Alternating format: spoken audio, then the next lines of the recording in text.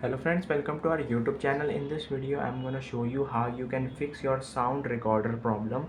If your sound recorder is not working, is not recognizing your voice, or sometimes lag issue or crashing the app, how you can fix this problem in your app.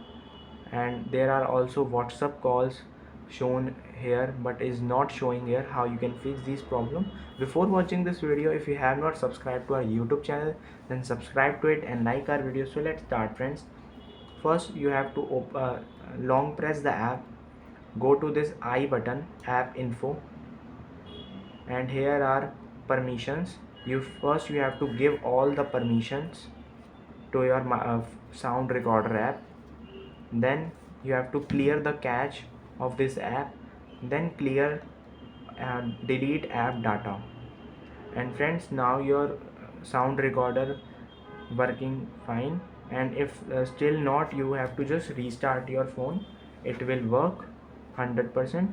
I hope you like this video. If you like this video, then subscribe to our YouTube channel for more helpful tips and tricks videos. Thanks for watching.